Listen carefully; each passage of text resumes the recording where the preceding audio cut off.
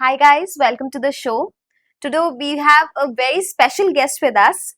She's Miss Kiran, actually Advocate Kiran. She has been practicing law for over almost 2 decades now. She has been a teacher, a mentor to a lot of law students, and she has been actually educating and helping people. And she has been practicing in family court. So Kiran ma'am, welcome to the show. Thank you. Great. So ma'am, pehla, I'm so sorry if you find it weird, but I would like to understand what are these family courts made of? क्यों चाहिए हैं हमें ये family courts in an set ecosystem like India? So it's not about India. It's like, various social organizations, women organizations, people, they felt the need, कि the family conflicts have to be addressed differently. So it came as an outcome of the law commission. उन्होंने ऐसा decide किया कि हम लोगों की जो जितनी भी litigation होती है वो civil courts में जाती है, तो हम फैमिली डिस्प्यूट्स को एक सिविल लिटिगेशन के जैसे नहीं उसको एड्रेस करें एंड पहले we should make that effort कि हम फैमिलीज के बीच में स्पाउसेस के बीच में जो भी उनके बीच में कॉन्फ्लिक्ट है उसके लिए एक कॉन्सिलिएशन का एक मीडिएशन का एफर्ट लगाएं so that things can be settled because जो स्पाउसेस के बीच में हस्बैंड वाइफ के बीच में फैमिलीज के बीच में जो भी कॉन्फ्लिक्ट्स होती हैं the idea is to preserve the institution of marriage. The idea is to preserve families. The idea is not to keep distributing divorce decrees या झगड़े करवा के आप families को अलग करवा दो. The thing is to keep them together. So that is why we have these family courts specifically to deal with these issues with great sensitivity. Okay. And ये जो family courts होते हैं, are they dealing only with the matters of separation या और भी चीजें आती हैं which these family courts deal with issues like? So family courts में basically family related issues होते हैं, ठीक है. अब आपका प्रॉपर्टी का कोई इशू है, कोई आपका रिकवरी का इशू है, कोई आपका चेक बाउंसिंग का इशू है, ये सब फैमिली कोर्ट्स के उसमें नहीं आता. फैमिली कोर्ट्स में क्या आता है, where it is related to husband and wife. अगर हस्बैंड एंड वाइफ की प्रॉपर्टी भी है that will also come under family court.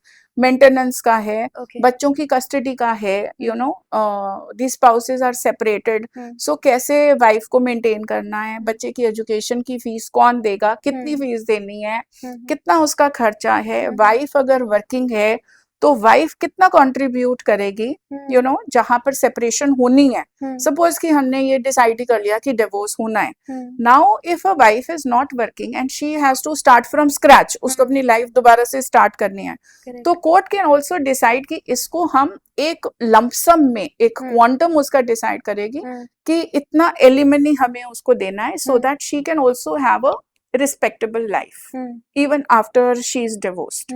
So children अगर separate हो रहे हैं and suppose कि mother के साथ बच्चे जा रहे हैं, तो अब फादर कितना कंट्रीब्यूट करेंगे कि वो बच्चे जो है वो पढ़ सके. इट्स नॉट कि हस्बैंड वाइफ का डिवोर्स हो गया एंड बच्चा जो है उसकी एजुकेशन स्टॉप्स. तो वो एजुकेशन शुड नॉट स्टॉप. कब तक इट शुड नॉट स्टॉप? जब तक वो कुछ प्रोफेशनल क्वालिफिकेशन ना कर ले, अपने पैरों पर ना हो जाए. In case of daughters it is even beyond. Marriage के एक्सपेंसेस भी जो है वो हस्बैंड कंट्रीब्यूट करेंगे. So all this is decided in family courts. ये सब फैमिली कोर्ट्स के मैटर हैं. चाइल्ड की कस्टडी किसके पास जाएगी, मदर के पास जाएगी या फादर के पास रहेंगे, कहाँ रहेंगे बच्चे, ठीक है, कैसे उनकी विजिटेशन होगी, कब मिलना है, कब नहीं मिलना है, बच्चे ओवरनाइट जा सकते हैं, अपने ग्रैंड पेरेंट्स को मिल सकते हैं, कब कब मिल सकते हैं. तो ये सब इश्यूज जो है, ये सब इश्यूज फैमिली कोर्ट एड्रेस करता है. तो मैम जैसे आपने इश्यूज बताए विमेन के रिलेटेड, बच्चों के रिलेटेड, क्या जो मेल काउंटर पार्ट्स होते हैं उनके भी राइट्स डिस्कस होते हैं फैमिली कोर्ट में? फॉर एग्जाम्पल आजकल हम बहुत ज्यादा देख रहे हैं that there are nuclear families जहाँ पे wife actually is the bread earner, husband becomes a home maker. बहुत ज्यादा नहीं है, there is not a volume, but there is a particular segment जो इस बात को भी बिलीव करते हैं that a male can also be a home maker and a wife can also be a bread winner. अब इन केसेस में जब सेपरेशन होता है तो आइडली और एथिकली मैं बोलूं तो मेल को एलिमनी अमाउंट मिलना चाहिए क्योंकि he has actually sacrificed his time of the bread winning और गोइंग एंड अर्निंग मनी, और वाइफ एक्चुअली मनी लेकर आ रही है घर पे। तो क्या कोर्ट्स ऐसे राइट को लीगली भी एड्रेस करते हैं? हाँ, डेफिनेटली करते हैं, बिकॉज मैरिज में जो है देर इज नो स्मॉलर या बड़े वाला, ऐसा है, इट्स अ पार्टनरशिप, है ना, बोथ आर कंसिडर्ड इक्वल। तो इनफैक्ट हमारे हिंदू मैरिज एक्ट में देर इज अ सेक्शन 24 जहाँ पे the husband if he is not earning, if he is a home maker and उसके पास अगर रिसोर्स नहीं है, वो वाइफ से मेंटेनेंस मांग सकता है। Okay, and there have been cases, although few, जहां पर जो है they have also claimed alimony. I am personally aware of a case where a husband was given alimony by the wife to move out of the house, yes, okay, and out of marriage after Okay. divorce, yes, Okay. yes, definitely. Because if we say that, you know, a woman has sacrificed her career and the man has taken his career graph up, the correct, same now, since the roles are also reversing in many cases, reversing, the wife is doing very well, उसका अगर career shoot कर रहा है and husband is making that compromise in the family, okay, you go and work and मैं बच्चों को देखता हूँ पीछे, मैं घर को मैनेज करता हूँ, so definitely they are at par.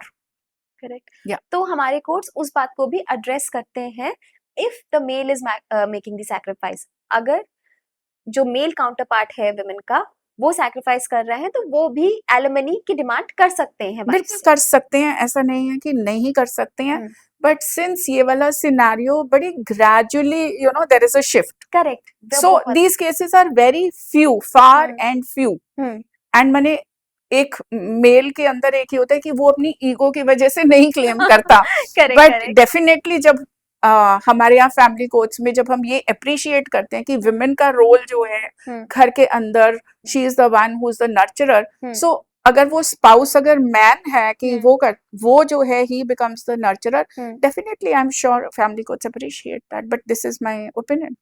Okay, and this is same, these rights move same across all religions because India is a democratic country and we have all the religions in place, like Hindu religion, Muslim religion, Christian religion, Parsis. So family courts के जो laws होते हैं वो सारे religions के लिए same work करते हैं, और there is a difference between Hindu law or Muslim law or Christian or Parsi?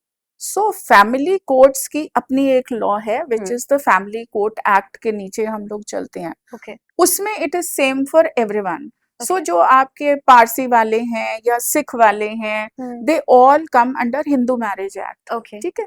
जहां आपकी इंटर रिलीजन है, they all come under special marriage act, but जहां तक मुस्लिम्स का है और इनका है, दे are dealt with, you know, through the personal law, so that will Muslim law बोलते हैं जिसको, so that will be a little different from our Hindu marriage act के नीचे जो laws, जो provisions होती हैं, but family courts सबके लिए same है। so family courts के अंदर जो है, the courts have power कि वो अपने rules, अपने provisions बना सकते हैं कि justice is done. Okay, so they stress upon the justice. So yes, and that is why we have family courts separately. We also have the family court act. Okay. Yeah.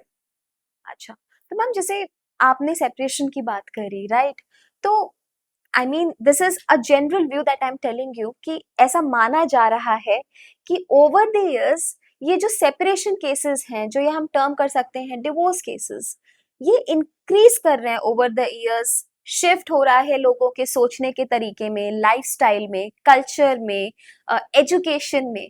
सो ये एक real thing है जो actually सब face कर रहे हैं couples, और this is just a myth that is prevailing in the market कि एक्चुअली ऐसा हो रहा है, बट ऐसा नहीं है। पहले भी काफी डिवोर्सेस होते थे और अभी भी same he number of volumes में हो रहे हैं, थोड़ा 19-21 का फासला है, या ये बहुत ग्रेजुअल शिफ्ट हुआ है और बहुत इंक्रीज या डिक्रीज हुआ है over the years? So this is a good question. Shift है। पहले की सोसाइटी में क्या था, इवन अगर लोग सेपरेटली रह रहे हैं तो वाइफ फैमिली के अंदर रह रही है, यू नो, एंड हस्बैंड अगर रह रहा है, वो कहीं बाहर जॉब करने आया है या कहीं बाहर रह रहा है, तो सेपरेशन तो स्टिल है, यू नो, डिवोर्स नहीं है। एंड जहां पर सेपरेशन भी है वहां वाइफ फैमिली में रहती थी बच्चों के साथ, सो उसको वो एक लीगल सैंक्टिटी या वो डाइवोर्स मांगने जाए ऐसा नहीं होता था। आजकल रिपोर्टेड केसेस जो हैं उसकी वजह से हमें लगता है कि बढ़ गए हैं, although there is a shift, but जब हम डिवोर्स की बात करते हैं it's more of a urban phenomena. Okay. It's more of an urban phenomena. So society is shifting. So that is why we find that there is a shift in the divorce rates also. Because reported cases की हम बात कर रहे हैं कि ये actually society में shift हुआ है। actually भी there is a shift. You know, women अब जो है ज्यादा aware हैं अपनी rights के बारे में, उनके पास financial capability भी है to look after themselves. ठीक है। फिर देयर इज ऑल्सो एक और चीज है आजकल वन लाइफ वाली है, why be in a toxic relationship. Correct, अगर आपकी नहीं बन रही है तो लिव एंड लेट लिव, आप भी अपना आराम से शांति से आप रहो the way you want to live, let the person other person also live, why exist in a toxic relationship. तो people want to end that toxicity, there is nothing good or bad about it, it's just the society is moving that way. But I have also noticed one more thing, a lot of organizations including hamari family courts, including hamare mediation centers are working towards keeping the marriages together. So जो बहुत जो आजकल वाली जो young generations है, they are also making that effort, you know, because उनको एक ये भी लग रहा है one bad marriage doesn't mean that, you know, my second marriage will be a successful marriage. को दोष नहीं देते हैं। Right. So it's like कि ठीक है, two good people cannot get along together as husband and wife, तो आप separate हो जाओ and let there be peace. So there's nothing good and wrong about it, you know. Ma'am, as you mentioned कि यहाँ पे ना mediation centres बहुत बड़ा रोल प्ले कर रहे हैं, काउंसलिंग बहुत बड़ा, तो इनका क्या इम्पैक्ट हो रहा है इस सेपरेशन प्रोसेस में और फैमिली कोर्ट्स में, ये कितना इम्पैक्ट डाल रहे हैं? क्योंकि आई थिंक मीडिएशन सेंटर्स, ये जो काउंसलिंग है, this is very modern concept जो अभी लास्ट 10 ईयर्स से या 15, please correct me if I am wrong, 10-15 year से इंट्रोड्यूस हुआ है मार्केट में एज अ कॉन्सेप्ट। हो सकता हो पहले भी लोग प्रैक्टिस करते हो ये, बट अभी जो मैं जनरल ऑडियंस या हमारे जैसी यंग ऑडियंस को देखती हूँ, तो आई फील कि ये सब जनरल कॉन्सेप्ट है जो 10-15 ईयर से इंट्रोड्यूस हुआ है, जहाँ पे पीपल आर एक्चुअली कि मीडिएशन सेंटर्स और ये काउंसलिंग सेंटर्स बनाए गए हैं कि before taking a degree give it a shot. जो शायद हमारे बड़े बुजुर्ग थोड़ी डिफरेंट तरीके से बोलते थे कि एक बार समझ लो, सोच लो, साथ में बैठ जाओ, बातें कर लो और उसके बाद किसी नतीजे पर पहुंचो। So exactly, your question has the answer. I will just say this is a change in the vocabulary. Okay. Just a new word has cropped up कि okay, mediation है, conciliation है। पहले हम अगर अपनी सोसाइटीज में पहले देखें तो क्या पंचायतें नहीं होती थी? पंचायतें होती थी, दोनों फैमिलीज के मेंबर्स इकट्ठे बैठते थे, यू नो, बड़े समझाते थे। बट क्योंकि अब सेटअप हमारा न्यूक्लियर हो गया है, हमारा न्यूक्लियर सेटअप हो गया है, एंड थोड़ा सा आई वुड ऑल्सो से कि मिसयूज ऑफ लॉ भी हो गया है कि पहले जो पेरेंट्स समझाते थे, अब अगर पेरेंट्स समझाते हैं तो जो स्पाउस है वो जाकर उनके भी नाम लिखवा देते हैं कि जी ये हमारी मैरिज में इंटरफियर कर रहे हैं। तो आपको पता लगेगा sister in law, brother in law, father in law, mother in law, तो वो लोग जो समझाते थे अब क्योंकि उनके नाम यहाँ आने लग गए हैं, so they stay out of marriage. वो बोलते हैं जी हमें नहीं पता, आप देखो आपकी शादी है, you are adults, you take the decision. So that is why अब क्योंकि ऐसा है तो मीडिएशन सेंटर्स जो हैं, जो हमारे कॉन्सिलिएशन सेंटर्स हैं, they play a major role, they play a major role. In fact जो हमारे फैमिली कोर्ट के जजेस हैं उनका भी एक बहुत बड़ा रोल है। दे ऑल्सो क्वेश्चन देम कि आपने अच्छे से सोच लिया है, आपने अच्छे से सोच लिया है। तो जब हम केसेस को लेकर जाते हैं डाइवोर्स के लिए और हम अपनी स्टेटमेंट रिकॉर्ड करवाते हैं, उसके बाद there is a mandatory 6 months period. वो जो मैंडेटरी 6 months पीरियड है, इट इज लाइक आपके इंश्योरेंस में वो होता है ना फ्री लुक पीरियड, तो उसमें अगेन दे से कि ठीक है, मैंने आपकी बात सुन ली है, मैंने आपकी स्टेटमेंट रिकॉर्ड कर ली है कि आपको डिवोर्स चाहिए, आई अंडरस्टैंड दिस। इस 6 months के अंदर work on your marriage, you know, you can go to a marriage counselor, you can go to a life coach, you can go to a psychologist, you can go back to your family, friends, make the effort। और आप 6 महीने बाद मुझे थोड़े cool mind से दोबारा आके बताना कि आपको इसके साथ दोबारा प्रोसीड करना है, आपको रियली में आपको डिवोर्स चाहिए, या आप अपने डिफरेंसेस के ऊपर आप वर्क कर सकते हो। Okay, if you are able to work on your differences, make marriage a priority, make your children a priority, and आपको लगता है कि आप रिकंसाइल कर सकते हो, then give marriage another chance. Courts तो पहले भी खुली थी, अभी भी खुली है, you can always come back to the court, but this is the mandatory 6 months period जो सुप्रीम कोर्ट ने एक सेट किया हुआ है कि आप इसके अंदर please work on your marriage. And ma'am in mutual cases, जो म्यूचुअल कंसेंट ऑफ केसेस होते हैं, इसमें भी ये 6 months मैंडेटरी होता है फॉर द कूलिंग डाउन, या इस पीरियड को शॉर्टन अप भी किया जा सकता है if any of the spouse has to leave the country, या ऐसा कुछ उनके साथ चैलेंज होता है तो? सो ये जो 6 months का पीरियड होता है, ये म्यूचुअल के केसेस में ही होता है। ओके, ठीक है। अब इसका जो क्राइटेरिया है, इट इज नॉट कि आपको बाहर जाना है या you want to leave the country, you can always come back after 6 months।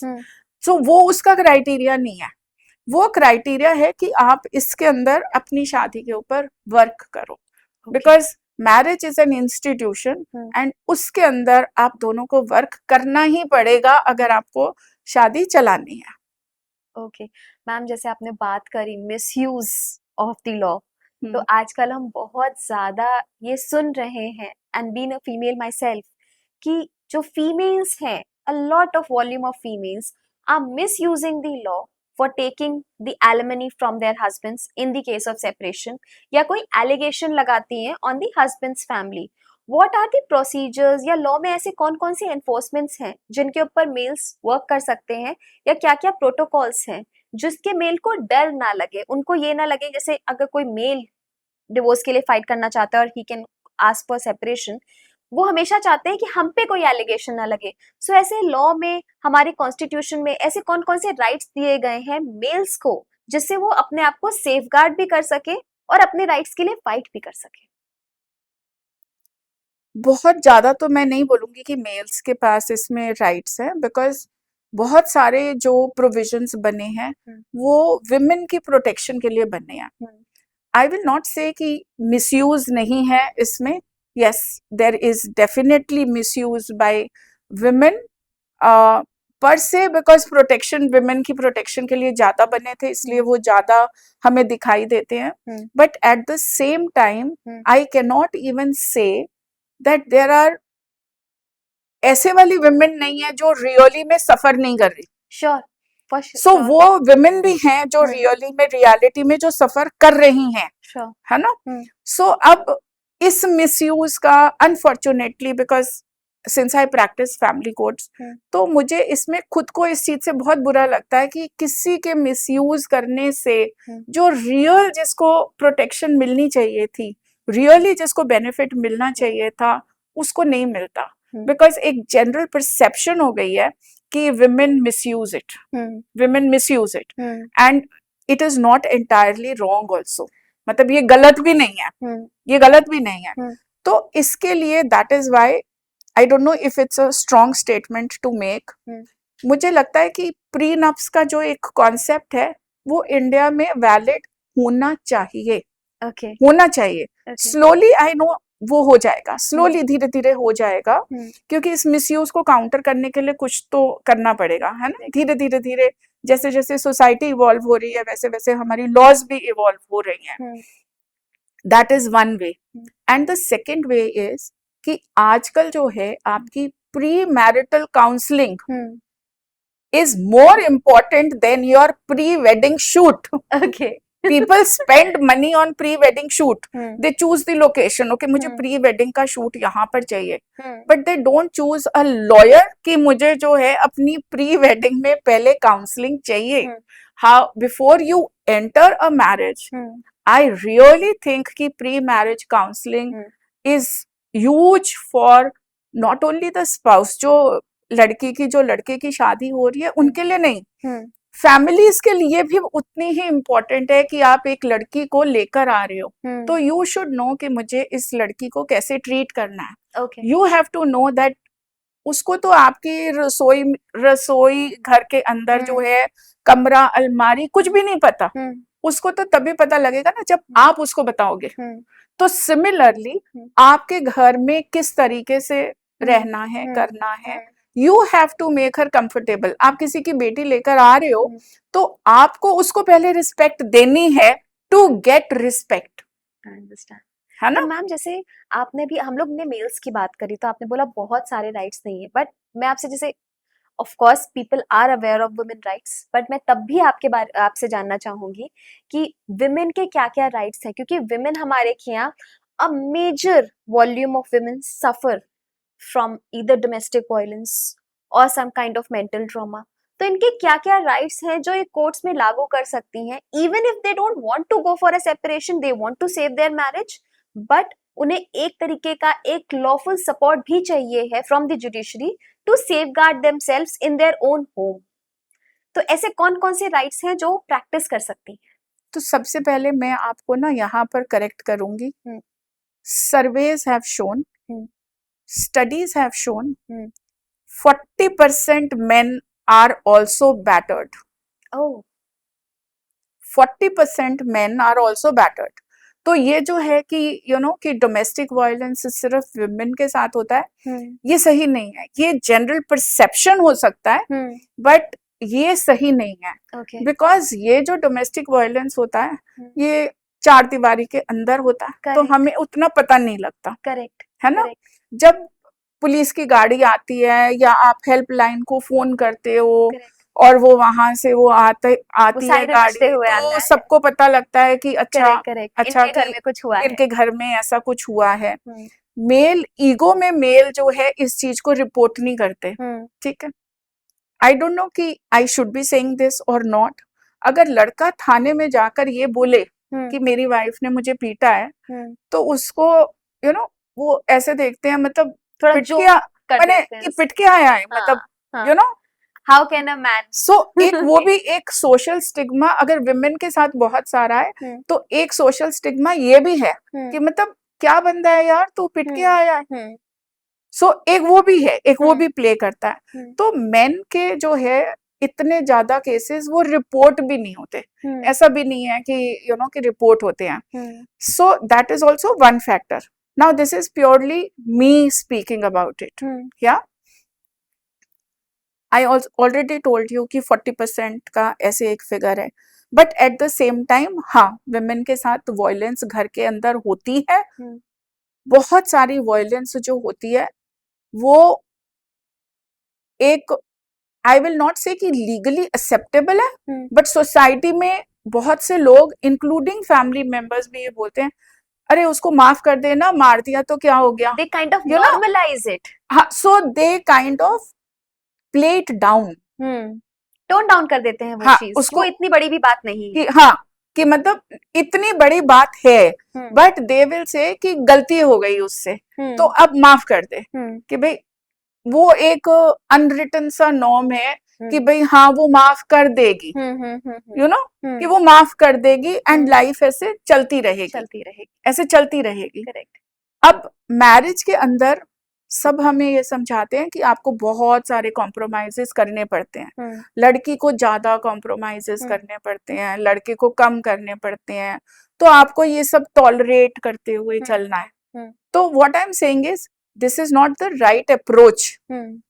आप वायलेंस किसी के साथ भी नहीं कर सकते आजकल. तो भाई not related to family codes, not related to this, आप एनिमल के साथ नहीं कर सकते. एनिमल क्रुएल्टी जैसे हम एक बहुत माने उनका भी अपना एक अलग वो है कि आप एनिमल के साथ भी क्रुएलिटी नहीं कर सकते. तो आप एक ह्यूमन बीइंग के साथ एनिमल टाइप बिहेवियर कैसे कर सकते हो? It's not right. I don't agree with this. But जैसे कुछ स्पेसिफिक लॉ ने लॉफुल राइट्स दे रखे हैं. So what I am saying is कि आप डोमेस्टिक वायलेंस के लिए, घरेलू हिंसा के लिए आपके विमेन पुलिस स्टेशंस भी बने हुए हैं। ओके आप उसमें भी जाके रिपोर्ट करवा सकते हो। ओके आपके घरेलू हिंसा के मुकदमे भी चलते हैं। ओके डोमेस्टिक वायलेंस एक्ट है, पूरा डोमेस्टिक वायलेंस एक्ट है। उस डोमेस्टिक वायलेंस एक्ट के नीचे आप केस भी फाइल कर सकते हो। एंड डोमेस्टिक वायलेंस का मतलब सिर्फ फिजिकल वायलेंस नहीं है। ओके हम ऐसा समझते हैं कि डोमेस्टिक वायलेंस मींस कि फिजिकल वायलेंस, जहां पर मार पिटाई हुई, यू नो, धक्का मुक्की हुई, हम सिर्फ उसी को रीड करते हैं कि ये फिजिकल वायलेंस है। बट सिर्फ physical violence is not domestic violence. Domestic violence के अपने अलग अलग टाइप्स ऑफ वायलेंस है जो इकट्ठे होके which we call as domestic violence. तो डोमेस्टिक वायलेंस के सो अंदर डोमेस्टिक वायलेंस के अंदर भी वायलेंस इंक्लूड होता है, मेंटल हरासमेंट इंक्लूड होता है, इमोशनल होता है, आपका फाइनेंशियल होता है, आपका सेक्सुअल होता है। So all that is also violence. It is also counted as violence? It is also counted as violence. But as on date, this domestic violence is not gender neutral.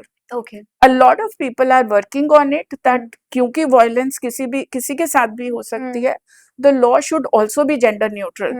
But as of now, this is meant to protect women against violence. So that is why the whole thing reads as, you know, protection of women against domestic violence, जो हमारा DVA का जो हमारा act है. Okay.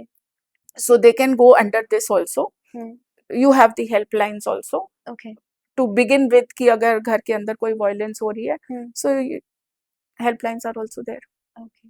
तो ma'am जैसे अब separations की अगर बात करते हैं, I mean, अगर हम सिंपल फैमिलीज की बात कर रहे हैं जहाँ पे कोई तरीके का डोमेस्टिक वायलेंस नहीं हो रहा है, तो आजकल आप ट्रेंडिंग क्या देख रहे हो, किस वजह से, किस रीजन से ये सेपरेशंस हो रहे हैं, जो आप 2-3 चीजें हमें बताना चाहो या हमारी ऑडियंस को बताना चाहो कि आजकल इन जनरल किन रीजंस की वजह से डिवोर्सेस के रेट्स बढ़ रहे हैं? Is it because of the education, alignment नहीं होते लोगों के थॉट्स में, या फाइनेंशियल इनसिक्योरिटी हो जाती है दोनों कपल्स के बीच में, और इज दिस समथिंग, मतलब मेजर रीजंस? ऑफ कोर्स बहुत सारे ऐसे रीजंस होते हैं जो लोग डिस्क्राइब भी नहीं कर पाते हैं, बट अगर आपके पास जो ऐसे केसेस आए जो आपके एक्सपीरियंस में आपने देखे हो कि जनरली इन वजहों से देयर आर सेपरेशंस।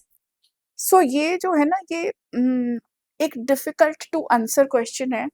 अब जैसे मैं गुड़गांव में रहती हूँ, तो गुड़गांव में कॉर्पोरेट कल्चर है, ठीक है। So now this is purely what I have experienced, purely I am telling you from my own experience. हम गुड़गांव के कल्चर में हैं, कॉर्पोरेट में हैं, दिल्ली के में हैं, NCR में हैं, अर्बनाइज्ड उसमें है। यहाँ पर there is also, I come across cases जहाँ पर there is infidelity. Okay. There is infidelity. Corporate cultures में I find that there is infidelity. इस reason से हमारे पास आते हैं, काफी cases आते हैं. Okay. कुछ cases हमारे पास alcoholism को लेकर भी आते हैं. That you know, the violence happens because the person has started going after office hours almost, you know, on a regular basis to these clubs and pubs, and drinking has become a आप रात को 2 बजे आ रहे हो, आप रात को 3 बजे आ रहे हो, and then you have a working partner, उसने भी सुबह काम पे जाना है, you know, you may be having a work from home, the other person still has to go to office, so this leads to a lot of conflicts. So incompatibility is another issue which is among the younger generation. It's among the younger generation. But violence again is big. Violence is big. Okay. And physical violence उसमें is also big. Okay. It's also big. Okay. तो ma'am जैसे आप इन families के बारे में बात करते हो, मैंने फैमिली इसलिए स्टेट किया क्योंकि कुछ फैमिलीज में बच्चे भी इन्वॉल्व होते हैं। Definitely. इन सेपरेशंस, ये जो इस तरीके के सेपरेशंस होते हैं, how are the kids getting affected? बच्चे कैसे अफेक्ट हो रहे हैं, और बच्चों की वॉइस को लीगली सुनने के लिए क्या प्रोसीजर्स हैं कोर्ट में? सो बच्चे दे आर इम्पैक्टेड।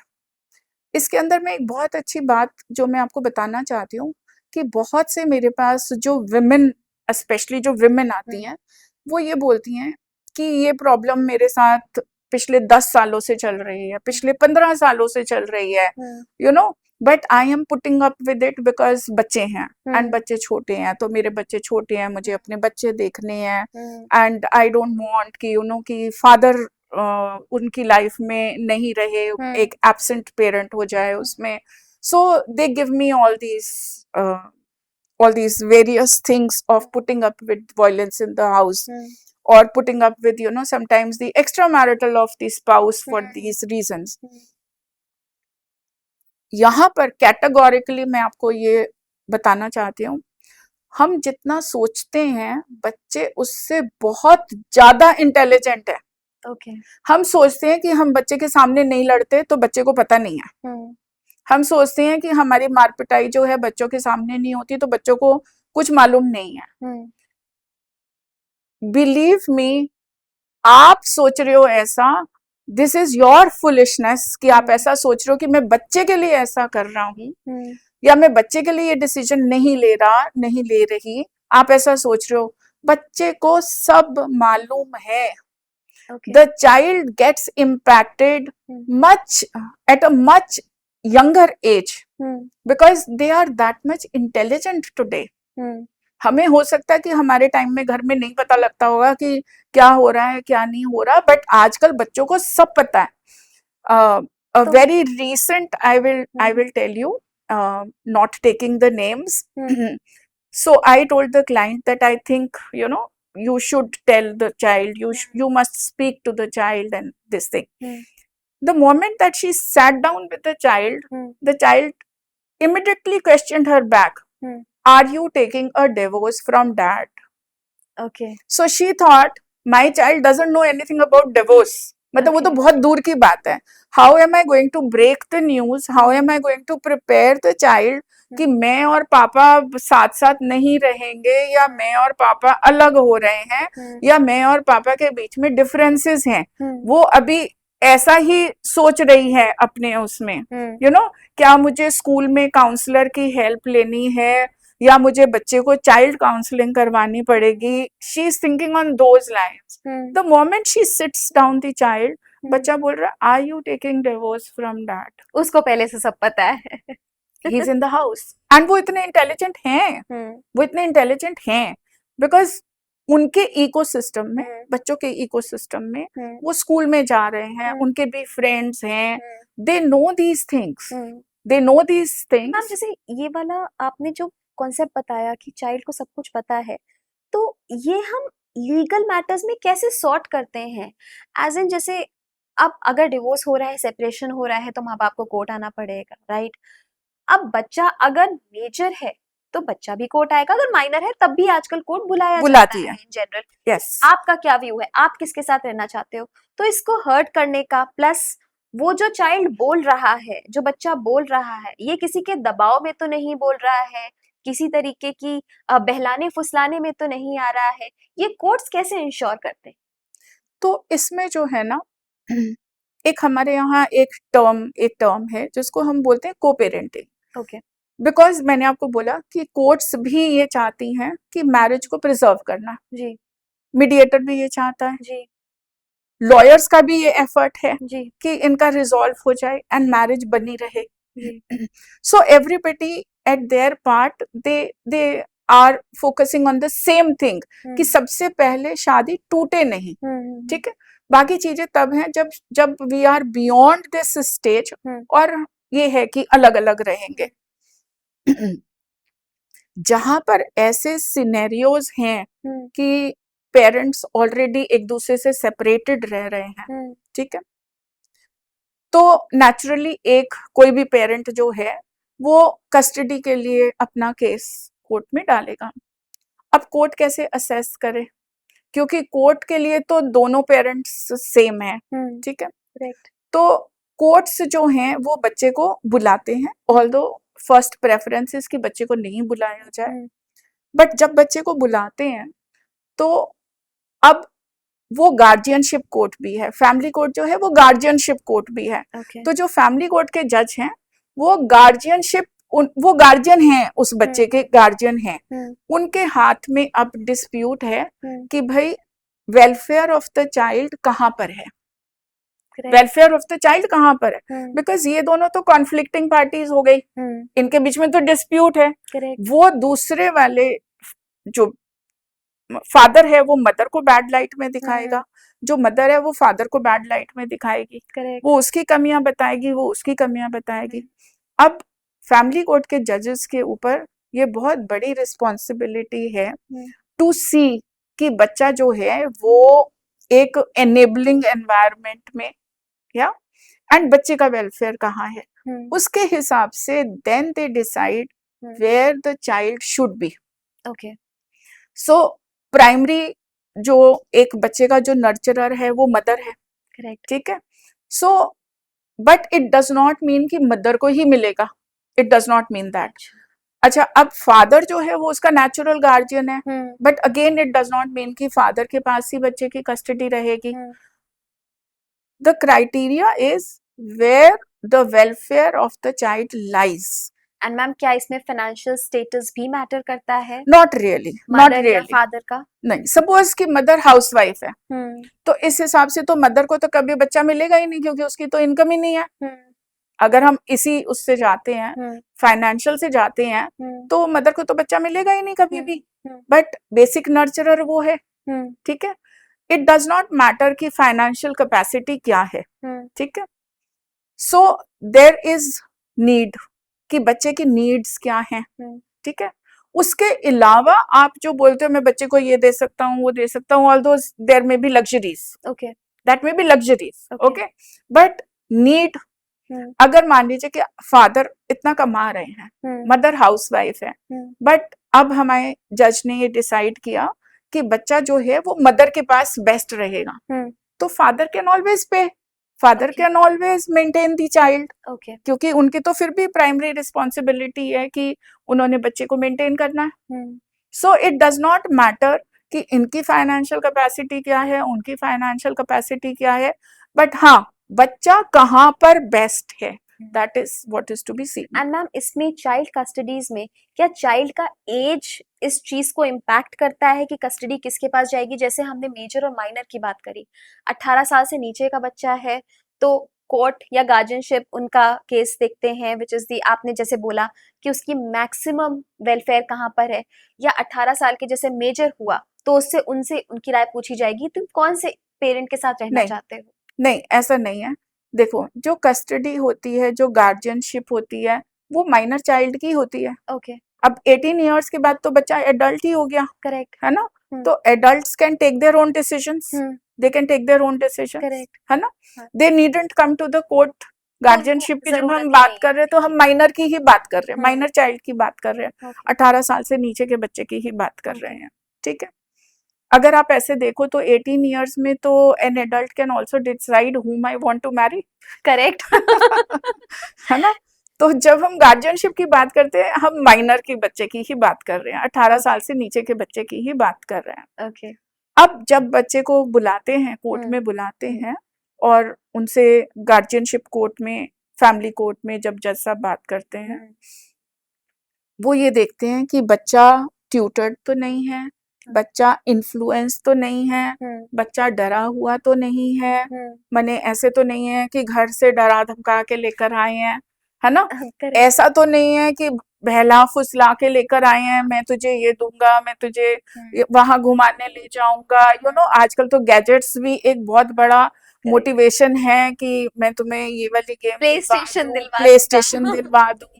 सो मैंने that is why I am saying कि इसमें फैमिली कोर्ट के जजेस की रिस्पॉन्सिबिलिटी बहुत बड़ी है एंड बहुत डिफिकल्ट है टू मेक दैट डिसीजन। बच्चे से बात करते हैं तो क्या पेरेंट्स के सामने बात करते हैं और they take them to their chambers and speak to them privately कि सो ये यहाँ पर we have you know what is known as camera proceedings. वो बच्चे से 1-to-1 बात करते हैं, in the absence of the mother, in the absence of the father, and फिर वो पेरेंट्स को भी बुलाते हैं, बारी बारी से पेरेंट्स को भी बुलाते हैं। अब अगर कोई बच्चा है, सो डेफिनेटली मतलब बच्चे व्हेन वी आर टॉकिंग 8 साल से ऊपर के बच्चे, हम उनकी बात कर रहे हैं। अब 2 साल के बच्चे को आप कोर्ट में लाओगे, 3 साल के बच्चे को, उनको तो समझ ही उनको नहीं कोई हाँ, तो उनकी तो बातें नहीं हो रही। So age wise I am saying कि बच्चे को खुद को भी थोड़ा इंडिपेंडेंट समझ होनी चाहिए and he can tell.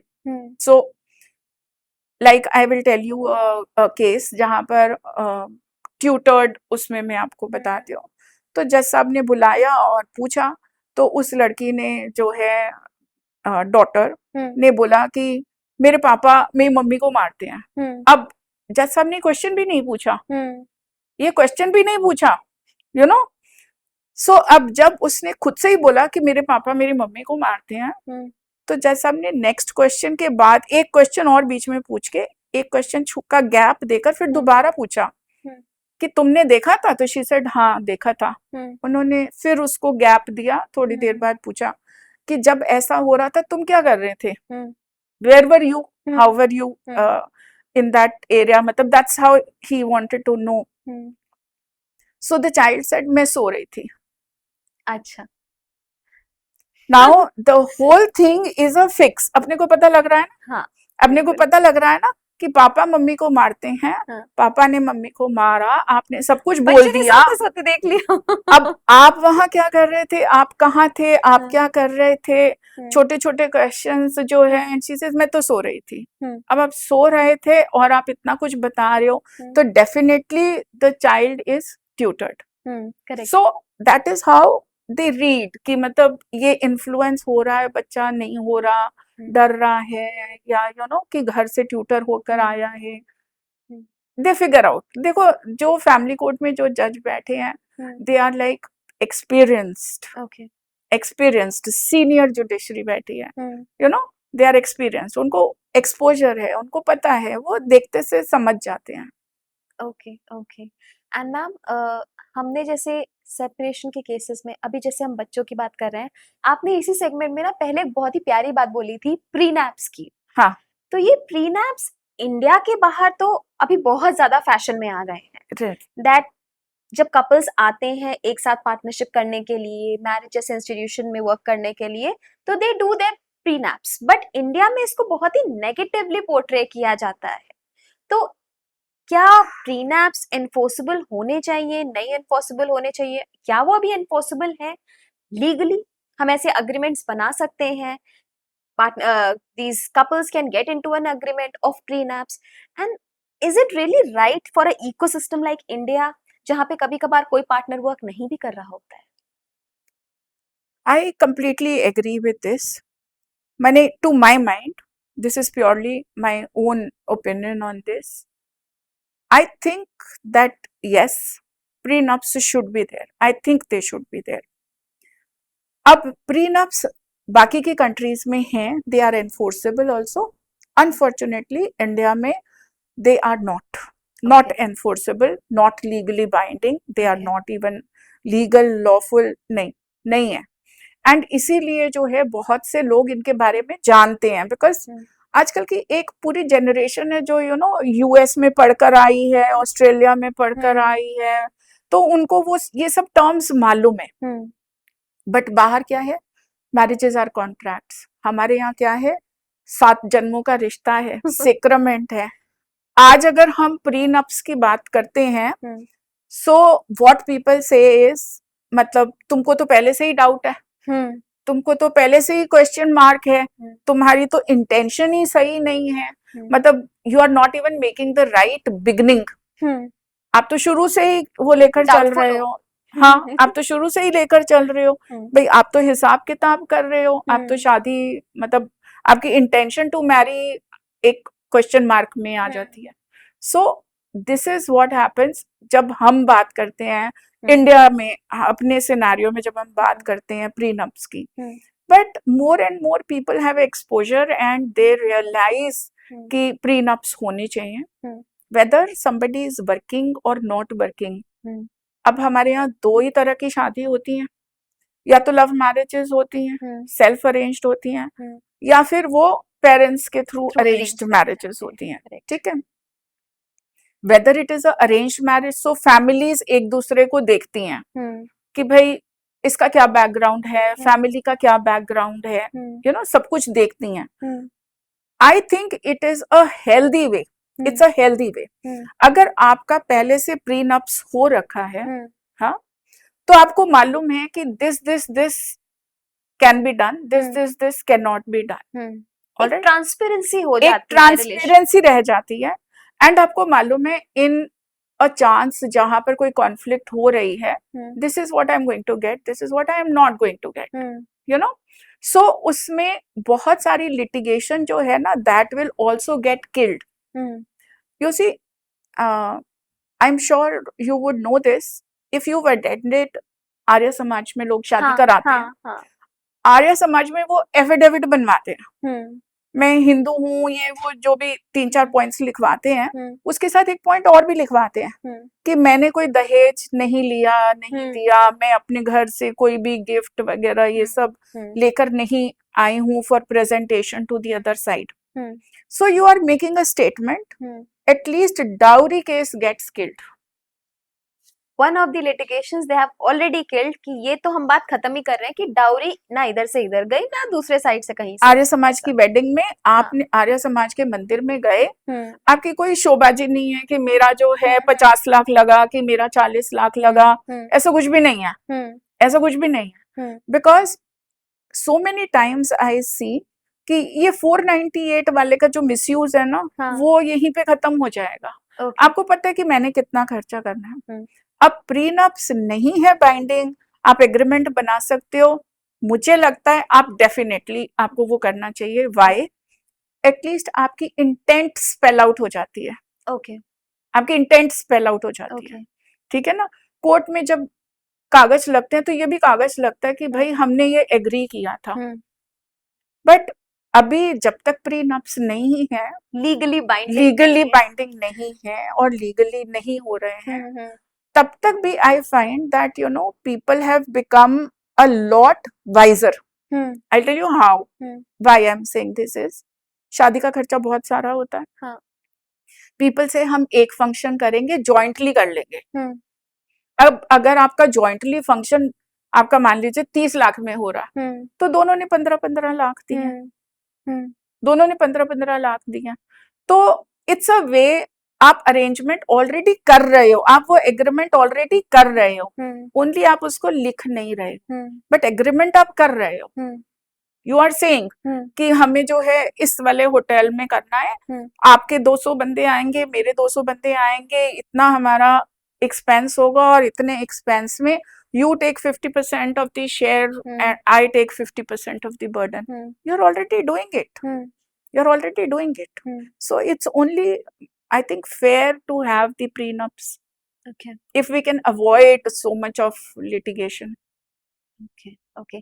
Ma'am जैसे आपने बोला कि people are getting wiser. हाँ, वाइसर का एक नेगेटिव साइड भी है यहाँ पे, क्योंकि दोनों पार्टीज को पता है उनकी राइट्स क्या है, उनके लीगल राइट्स क्या हैं if they are living in India. तो क्या होता है, अगर आज के कपल्स में, यंग कपल्स में छोटी मोटी भी बहस होती है तो वो तुरंत कोर्ट पहुंच जाते हैं, जी हमें डिवोर्स चाहिए. और उसके बाद 3 महीने बाद ऐसे काफी सारे केसेस हम पढ़ते भी हैं पेपर्स में कि वो बोलते हैं अच्छा नहीं हमारा कॉम्प्रोमाइज हो गया, अब हमें डिवोर्स नहीं चाहिए. तो वो जो पेपर वर्क उसके बीच में जा रहा है, एक तारीख उन्होंने ली और उसको वेस्ट किया, क्योंकि अब तो 3 महीने बाद कपल का सॉर्ट आउट हो गया, डिवोर्स नहीं चाहिए. तो वो जो टाइम वेस्ट हुआ, जिसमें मे बी वो और प्रोडक्टिव यूज में लग सकता था फैमिली कोर्ट्स के, वो कोई सीरियस केस को एड्रेस कर सकते थे. तो आपको क्या लगता है कि ऐसे लोगों को किसी पेनल्टी फीस कोई चार्ज होनी चाहिए इन पे, या चार्ज होती भी है अभी, because I don't know about this. तो क्या चार्ज होती है, या आपको ऐसा लगता है होनी चाहिए कम से कम, for wasting the family courts time, because there are intense cases जो हैं जो फैमिली कोर्ट्स एड्रेस कर सकते हैं, जिनको इमीडिएट एड्रेस की रिक्वायरमेंट है. I would rather take it more positively.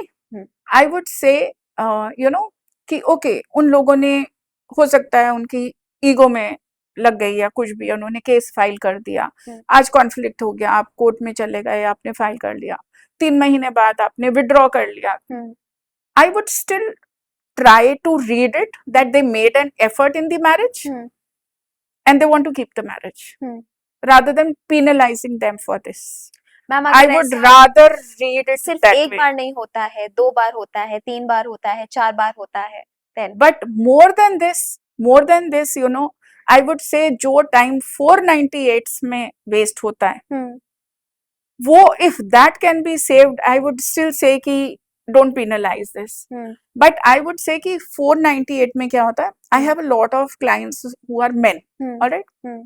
I'll tell you one such example in Delhi, okay? Of course, not taking the name. अब वाइफ के फॉल्स केस में बंदा 10 दिन जेल में रहा, ओके ओके? ओके आपने जो है केस के 6 साल बाद कॉम्प्रोमाइज कर लिया, can you get him back that 10 days that dignity, that dignity जो वो 10 दिन वहां जेल के अंदर रहकर आया? कैन यू इमेजिन कि एक रिस्पेक्टेड बंदे को 10 दिन वहां क्या मेंटल टॉर्चर हुआ होगा? मैंने फॉरगेट अबाउट बाकी सब आप कर दो, उसका कितना सोशल डेफर्मेशन हुआ होगा, उसकी family what they would have gone through, because I know my self, वो वहां से घर बेचकर ही कहीं और चले गए. These are the cases where I think that one should penalize. okay क्योंकि आपने किसी की डिग्निटी, किसी की रिस्पेक्ट, आप उसके साथ आप खेल रहे हो.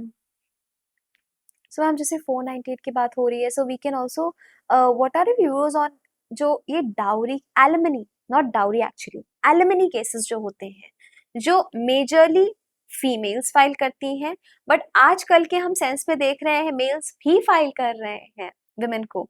तो ये एलिमनी केसेस किस हद तक वैलिड है, या फीमेल्स जो वर्किंग हैं और अपने हस्बैंड से एलिमनी मांग रही, हाउसवाइफ्स का वी ऑल अंडरस्टैंड कि because they do not have a source of income, so they are कि वो भाई एलिमनी चाहिए ही होगा अपनी जीवन शैली चलाने के लिए. बट जो लड़कियां आज भी काम कर रही हैं, अच्छा अर्न करती हैं, अगर वो फाइल करती हैं अपने हस्बैंड के ऊपर एलिमनी, तो ये किस हद तक सही है, और कोर्ट्स बेसिकली इसको कैसे देखते हैं, अ फैमिली कोर्ट इस केसेस को कैसे एड्रेस करते हैं? सो लाइक यू सेड कि जो हाउसवाइफ्स हैं, जो नॉट अर्निंग है, वो जेन्युइन है, यू नो, वो जेन्युइन है. बट जहाँ ह्यूज एलिमनीज की बात होती है, आजकल मैंने recent past में there have been cases where men have found themselves to be so harassed, you know, alimony को लेकर, एलिमनी का कंपोनेंट लेकर.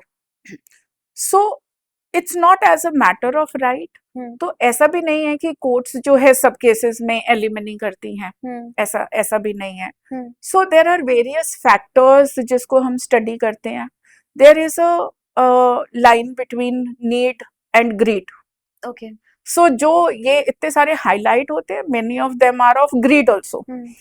But at the same time one has to see, मैंने what the courts see is कि दोनों की financial capacity क्या है.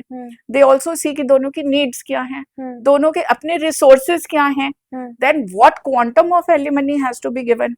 तो ये सब चीजें डिसाइड करने के बाद ही होती है. आई एम नॉट सेइंग कि एलिमनी को लेकर हैरेसमेंट नहीं है, but again I will come back to the same thing, prenups will solve all this.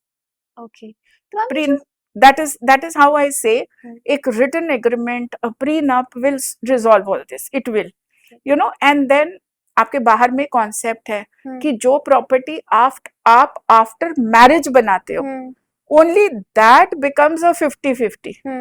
My ancestral properties, the other properties I have, they don't become a part of my divorce deal. It doesn't become a part of that. और ma'am ये जो alimony amount होता है, जैसे आपने बोला ancestral properties as per law वो part नहीं होते हैं डिवोर्स के, बट जैसे हमने एलिमनी अमाउंट देखा है, ये किस हिसाब से कैलकुलेट होता है? सो that is how I told you कि आपकी नीड क्या है, आपका रिसोर्स क्या है, आपका स्टेटस क्या है, you know, what's your because reasonable requirement. this question twice, क्योंकि रिसेंटली अभी मैंने पेपर में कहीं पढ़ा था कि एक विलेज में डिवोर्स हुआ. That man was a farmer. उसकी वाइफ ने बोला कि मुझे पैसे चाहिए, and she like asked for a good amount, अच्छा पैसा उसने मांगा.